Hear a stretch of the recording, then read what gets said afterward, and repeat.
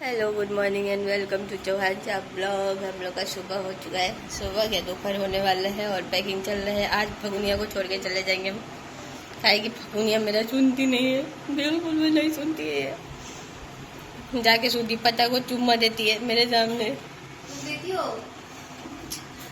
इतना देते हैं फिर भी कम पड़ जाता है अभी चलते फ्रेश होते हैं, रेडी होते हैं क्योंकि मैं निकलूंगी आज और काम भी है थोड़ा बहुत।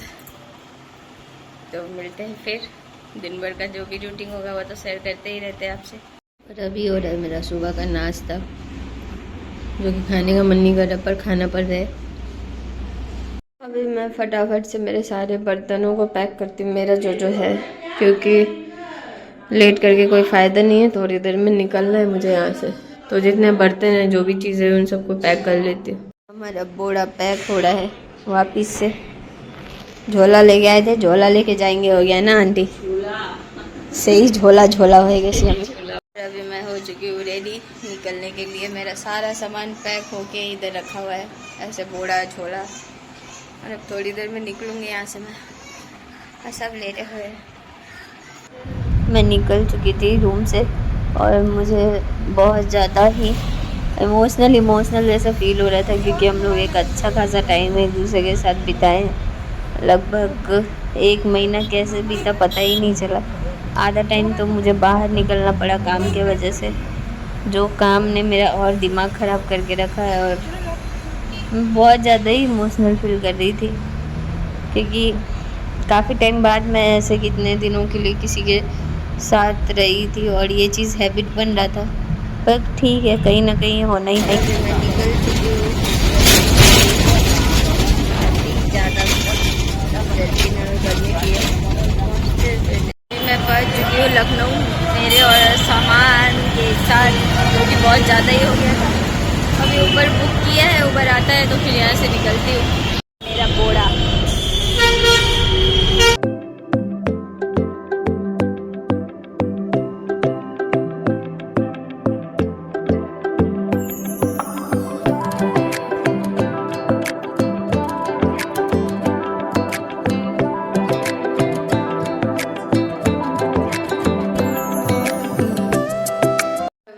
पहुंच चुकी हूँ। अब चलती हूँ, फ्रेश होती हूँ, कुछ खाती पीती हूँ, फिर मिलती हूँ आप लोगों से। अभी श्री मोई इधर भटक रही है, बिस्तर ठीक कर रही है, और मैं फिलहाल अच्छा है ना, फेमस हो जाओगी, लोग जानने लगेंगे। पता है 2 दिन में मेरे साथ बहुत कुछ हुआ है। मैं जहाँ भी जाती थी, कल जैसे जेड स्क्वायर गई थी, तो वहाँ पे बहुत, अरे हाँ यार, एक बच्ची बोलती है मम्मी देखो ना वो दीदी ब्लॉगिंग करी, और एक पूरा ग्रुप मेरा पीछा कर रहा था बहुत टाइम से। मैं तो तुमको पता है नहीं, मेरे को बहुत अजीब लग रहा था, पता है, अभी स्टार्ट किया है ना तो ये सुदीप्ता दी की मम्मी नोटिस कर रही थी कि वो लोग पीछे पीछे है। मैंने नोटिस किया नहीं, वो लोग आके ऐसे बोलते सुने ना आपसे कुछ कहना है, बोलते हैं। मेरे को लगा क्या हो गया, अरे भाई पूरा ग्रुप है, पूरा लड़कियों का ग्रुप था और बच्चों का था। वो लोग बोलते हैं आपका हेयर कलर अच्छा लग रहा है, आपका इयर रिंग्स अच्छा लग रहा है। उसके आगे भी वो लोग कुछ बोलना चाह रहे थे, तब तक मैं आगे निकल गई। मुझे बहुत अजीब लगता है जब कोई ऐसे तारीफ करने आता है। मैंने भी तुम्हारे साथ फेस किया है। कॉलेज का फर्स्ट दिन मुझे अभी भी याद है। तुम मेरे सामने बैठी थी, मैंने तुमको उस टाइम पे इंग्लिश में बोला था, तुमको भी समझ में नहीं आया था। मैंने तुमको बोला था कि मैं यहाँ पे अकेले बैठी हूँ, तो प्लीज मेरे साइड में आके बैठ जाओ ना। अब मैं नहीं, मेरा हमेशा, और अचानक से उठ के चली गई। हाँ मुझे वो चीज़ याद भी नहीं है। पुष्पा वाला इंसिडेंट तो फिर भी याद है, मेरे साथ बहुत टाइम ऐसा हुआ है। मेरा पता नहीं दिमाग कहाँ रहता है, मैं सामने वाला क्या बोल रहा होता है मुझे ध्यान ही नहीं जाता है। ये चीज़ बहुत प्रॉब्लम होती है। इन लोगों ने मुझसे ऑलमोस्ट 6 मंथ ना 6 मंथ हम लोग फेस टू फेस सामने सामने बैठते थे, पर एक दूसरे से बात ही नहीं करते थे। सिर्फ इसलिए बात नहीं करते थे कि इन लोगों को लगता था मैं घमंडी हूँ, और पुष्पा को लगता था कि मैं नेपाली हूँ, और फिर भी उसको इग्नोर कर रही हूँ, बात नहीं कर रही हूँ। जब तक उसको सच पता चला, ये एग्जीबिशन हम लोग का, हाँ ब्लैक ग्रुप बना था हम लोग का कॉलेज में, ब्लैक ग्रुप। और वो जो मेरे साथ जो टोटो में जो वो इंसिडेंट हुआ था, इंसिडेंट तो बाद में हुआ था।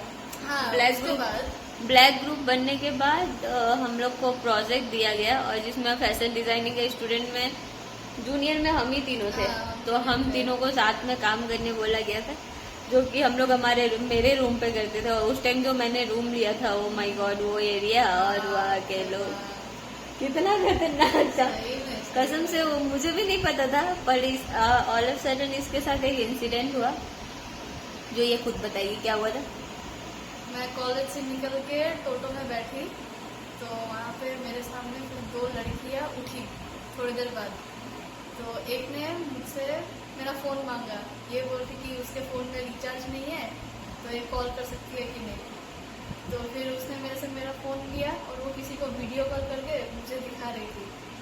फिर उस टाइम पे कुछ हुआ नहीं। मैं जब घर पहुंची तो एक अननोन नंबर से कॉल आया, कॉल नहीं मैसेज आया कि तुमको मैंने देखा था, उस लड़की ने मुझे तुम्हें दिखाया, तुम्हारे साथ और 2 लड़कियां रहती है और तुम लोग भी उसी साइड में रहते हो, वहीं पे जाते हो पढ़ने। तो ऐसा ऐसा बोल रहा था।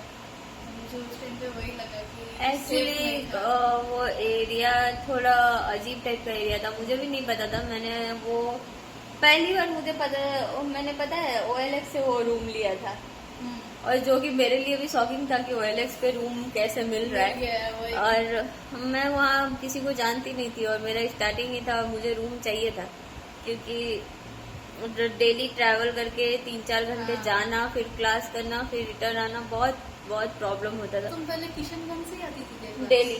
डेली आती थी भाजपन से, डायरेक्ट वाला बस पकड़ती थी, देन रिटर्न में किशनगंज होके रूम जाती थी, रात हो जाता था। पूजा भी तो आती थी वैसे ही। पूजा दालकोला से आती थी, उसका थोड़ा नजदीक था, वो ट्रेन से आती थी, मैं बस से आती थी। फिर उसके बाद जब इसके साथ वो इंसिडेंट हुआ, तो इसने शाम को कॉल किया, बताया हम लोग को, हम लोग सब डर गए। मैं और पुष्पा सबसे ज्यादा डर गए, क्योंकि मैं तो ये सीरियसली तो पैनिक कर रही ये थी। पूरा पैनिक हो गई थी। और हम लोग का सीन ये था कि हम लोग बाहर रहते हैं, किसी को जानते और भी तीनों नहीं साथ है में नहीं रहते, कोई साथ। हाँ कोई वही, किसी के साथ नहीं रहता, हम लोग सब तीनों अलग अलग दिशा में रहते थे। और तब हम लोगों ने फाइनली डिसाइड किया कि जहाँ इसका घर है हम लोग वही शिफ्ट होंगे।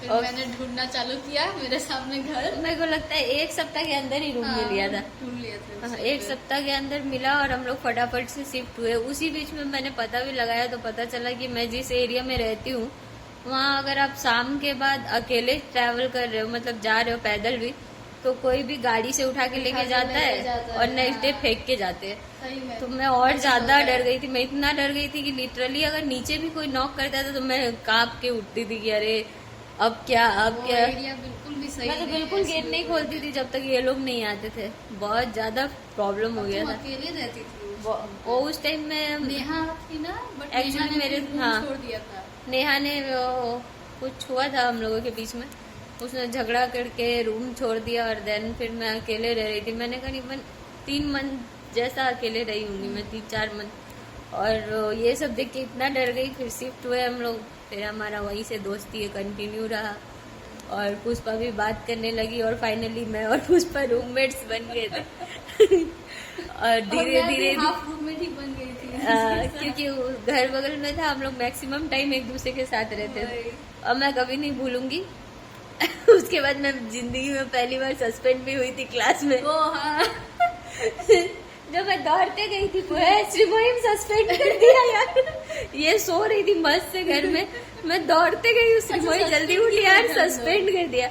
अरे नवरात्रि का था, 2 टाइम क्लासेस था, मॉर्निंग एंड इवनिंग। तो मेरा फास्ट था, मैंने बोला मॉर्निंग इवनिंग कैसे क्लास करेंगे।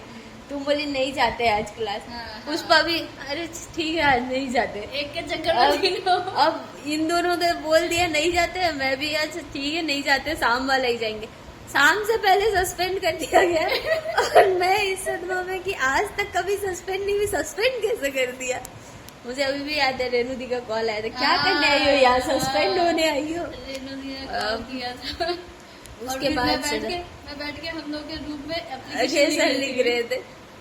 ये चीज बहुत ही ज्यादा हो चुका था हम लोगों के साथ, लेकिन ये सब भी पार्ट ही है लाइफ का।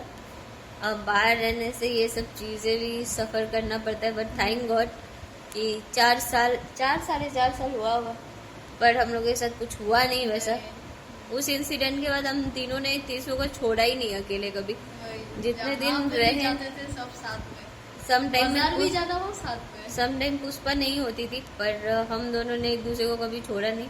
बस उसी डर से, एक डर, क्योंकि आप जिस जगह पे रह रहे हो वहाँ जिनको जानते नहीं हो, वो अगला बंदा इसको आके बोल रहा है कॉल करके कि तुम लोग 3 जन हो, तो यानी उन्होंने कितना फॉलो किया है हम लोगों को। और इस डर ने हम लोगों को बहुत ज्यादा ही डरा दिया था।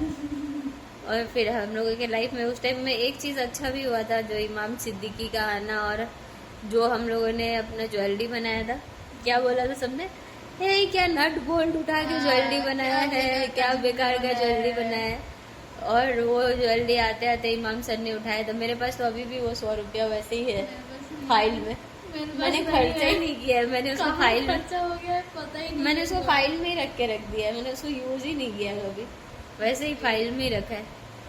तो अभी यही है लाइफ, धीरे धीरे। नोट दिया था ना। हाँ, बाकी तो सब बोल रहे थे कि इतना कम पैसा क्यों लिया तुम लोगों ने, 2000 बोलते, 10,000 बोलते। अरे हम लोगों का कहना था कि हम लोग जितना का हम लोग बनाने का लगा है उतना ही लेंगे। कोई सेलिब्रिटी है इसका मतलब ये थोड़ी कि 2 रुपया का चीज उससे 10 रुपया ले लूं। कभी कभी ईमानदारी भी काट लेता है आपका, इससे ये सीख भी मिलता है, पर क्या करें, ऐसे ही हम लोग। हमारा फर्स्ट लेसन था ये सब। हाँ, पर अब शायद हम लोग ऐसा ना करें लाइफ में, बट था वही था जो भी था। स्टार्टिंग तो वही था। अभी आगे हम लोगों ने शोज भी किया साथ में, उसके आगे उसके बाद तो कोई शो कर ही नहीं पाए हम लोग, कोविड आने की वजह से। फिलहाल अब सब अपने अपने करियर में देख रहे हैं। पुष्पा नेपाल जा चुकी है, हम दोनों फिलहाल हैं, आगे क्या होता है पता नहीं, पर दोस्ती तो है, दोस्ती रहेगा। वो तो रहेगा। और रहा बात काम अभी का, और दोस्ती नहीं है, अभी फैमिली वाला चीज आ गया पूरा। अभी पुष्पा से ही मिलना है। ब्लॉग में पुष्पा का एंट्री पता नहीं कौन से मंथ में होगा लेकिन हम लोग जितने जन है और भी 2 जन है, वो रिम्पा, हिमांशु, ये लोग का एक जन दिल्ली में है और एक जन कोलकाता में एक्चुअली बीमार है। वो भी मेरे जैसा बीमारी रहती है हमेशा, उसका थोड़ा अलग ही लेवल तो लेकिन उसका नेक्स्ट लेवल वाला बीमारी है, ऑपरेट वगैरह करने का। बट मैं अभी देख रही हूँ, मुझे भी लगता है कि एक बार फाइनली अच्छे से चेकअप करवाने का जरूरत है, क्योंकि बॉडी बहुत ज्यादा रिएक्ट कर रहा है। और मेन चीज ये है ना कि आप रात को नहीं खाते हो, लोग समझते नहीं है ये चीज। और जहाँ बोलो नहीं खाऊंगे, अरे हेल्थ बिगड़ जाएगा, अरे हेल्थ बिगड़ रहा है खाने से, वही खाने से नहीं बिगड़ता है। हर किसी का बॉडी सेम नहीं रहता है, यही चीज है। और ये समझाना बहुत मुश्किल होता है मुझे, कहीं भी जाती हूँ मुझे बहुत दिक्कत होता है इस वजह से। फिलहाल यही सब है हमारे जीवन में चल रहा है। अभी फिलहाल फ्रेश होते हैं हम लोग, चलते हैं। अभी बहुत रात हो चुका है, हम लोग खाना पीना खा लिया है, फ्रेश हो चुके हैं। मेरा पैर फिर से सूज चुका है और मैं आंखें तो दिख ही रही, मुझे फिर से प्रॉब्लम हो रहा है। एक्चुअली मुझे रात में खाने का आदत नहीं है, पिछले कुछ दिनों में मैंने बहुत ज़्यादा खाया है रात को, और इस वजह से मेरा हेल्थ फिर से बिगड़ने लगा है। तो अभी कल से फिर मैं मेरा नॉर्मल रूटीन जो मैं हमेशा करती हूँ 7 बजे के बाद रात को खाती नहीं, फिर से सोच रही हूँ वही स्टार्ट करूँगी और थोड़ा ध्यान दूंगी, क्योंकि नया सी जगह है, नए लोग हैं, नया वेदर है, और इस चक्कर में अगर तबीयत बिगड़ता रहा तो और दिक्कत होगा मुझे। अभी फ़िलहाल यही है, और बहुत सारे प्रॉब्लम्स भी चल रहे हैं, तो उनके वजह से भी और प्रॉब्लम हो रहा है। देखते हैं क्या होता है। तब तक के लिए अपना बहुत सारा ख्याल रखिए, मिलते हैं कल। Good night. और वीडियो अच्छा लगे तो लाइक शेयर सब्सक्राइब जरूर कीजिएगा।